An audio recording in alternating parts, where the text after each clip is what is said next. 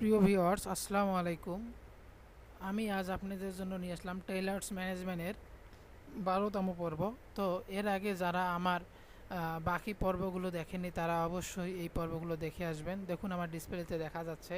আপনারা সর্বপ্রথম আমার চ্যানেলে যাবেন, যাওয়ার পর প্লে লিস্টে ক্লিক করবেন। প্লে লিস্ট থেকে আপনারা এই যে যারা টেইলার্স ম্যানেজমেন্ট সফটওয়্যারটি নিতে চান তারা এই টেইলার্স ম্যানেজমেন্ট সফটওয়্যার এই যে এখানে যত ভিডিও আছে এখানে ক্লিক দেবেন প্লে হলে দিয়ে আপনি আমার যে 11টা ভিডিও এর আগে দেওয়া আছে, সেই 11টা ভিডিও অবশ্যই দেখে আসবেন। তাহলে আপনারা বুঝতে পারবেন প্রপারলি আমার টেইলার্স ম্যানেজমেন্ট সফটওয়্যারের কোন ফাংশনটি কীভাবে কাজ করতেছে, কীভাবে অর্ডার নিতে হবে, কীভাবে জরুরি অর্ডার নিতে হচ্ছে, তারপরে কীভাবে আপনি এসএমএস পাঠাবেন, কীভাবে আপনি এসএমএস টেমপ্লেট সেটিং করবেন। তো সব কিছু আপনারা এখান থেকে পাবেন। হ্যাঁ, তো আজ আমি আর বেশি কথা বলছি না, তো চলুন শুরু করা যাক 12 নম্বর পর্ব। তো আজ আমি আপনাদেরকে দেখাবো কীভাবে আপনারা টেইলার্স ম্যানেজমেন্ট সফটওয়্যারে রিপোর্ট করতে পারেন। মানে এক কথায় আপনারা রিপোর্ট দেখবেন কীভাবে, আপনি লাভ লোকসান ক্ষতির রিপোর্ট কীভাবে দেখবেন আমি তা দেখাবো। তো আমরা সর্বপ্রথম আমাদের ডেসক্রিপশনে অবশ্যই লিঙ্ক দেওয়া থাকবে সবসময়, এবং এখনও দেওয়া আছে। আপনি দেখুন এখানে ডেমো লিঙ্ক দেওয়া আছে। আপনি এখানে ক্লিক করে আপনি ওই সফটওয়্যারে ঢুকে যাবেন, এবং এখানে দেখুন ইউজার নেম এবং পাসওয়ার্ড দেওয়া আছে। তো আমরা এখান থেকে জিমেলটা কপি করে নিব, নিয়ে আমরা এই যে জিমেলের জায়গায় দেব, এবং আমাদের এখান থেকে পাসওয়ার্ড যেটা আছে 1 থেকে 9 পর্যন্ত দিয়ে আমরা এই সফটওয়্যারে দিয়ে আমরা ঢুকতে পারবো। হ্যাঁ, এই যে আমি ঢুকে গেলাম।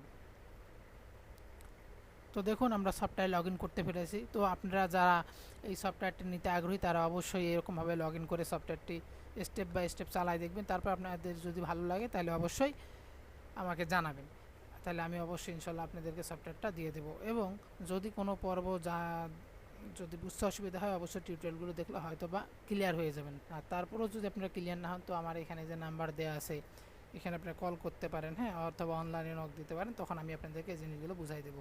তো আমি আজ রিপোর্ট ম্যানেজমেন্ট দেখাবো। তো রিপোর্ট ম্যানেজমেন্টে আমরা দেখুন সফটওয়্যার লগ ইন করার পর এখানে রিপোর্টে চলে আসলাম। রিপোর্টে ক্লিক করার এখানে বলছে ডেট ফর্ম, এবং সরি আমার এই স্প্রিংটি একটু ভুল হয়ে গেছে, এটা আসলে আমি এডিট করে দিব এখন। তো যাই হোক, আমরা এখানে কী করবো, ইন ডেট দেবো। মনে করেন যে আমি কত থেকে কত ডেটে দেবো, আমি 1 তারিখ থেকে এই মাসের 22 তারিখ পর্যন্ত রিপোর্ট দেখতে চাইছি। কিসের রিপোর্ট? এক্সপেন্স রিপোর্ট, মানে খরচ দেখবো নাকি হলো ইনকাম রিপোর্ট দেখবো। আচ্ছা, আমি চাচ্ছি যে আমাদের ইনকাম যে হয়েছে এই কয়দিনে সেই ইনকামের আমি ডিটেলসগুলো দেখবো।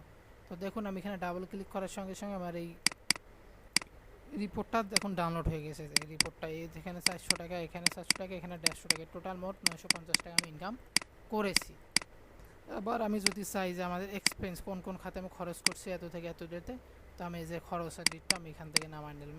এই হচ্ছে আমাদের মোট ব্যয়। বিদ্যুৎ বিল 1250 টাকা আমরা দিয়েছি। হ্যাঁ, এবং আমি যদি চাই সব কিছু একবারে দেখব, তাহলে আমি দেখুন সব বিল একসঙ্গে পাচ্ছি। এই যে সর্বমোট আয়, হ্যাঁ, এত তারিখে, এবং সর্বমোট ব্যয় এত টাকা, সর্বমোট আয় এত টাকা, সর্বমোট ব্যয় এত টাকা, লাভ 0%, এবং ক্ষতি 700 টাকা ক্ষতি এখনও আমার আছে, এরকম। তো আজ এই পর্যন্তই। তো আমার সফটওয়্যারটি ভালো লাগলে অবশ্যই আমাকে জানাবেন। তো আসসালামু আলাইকুম, সকলে ভালো থাকবেন।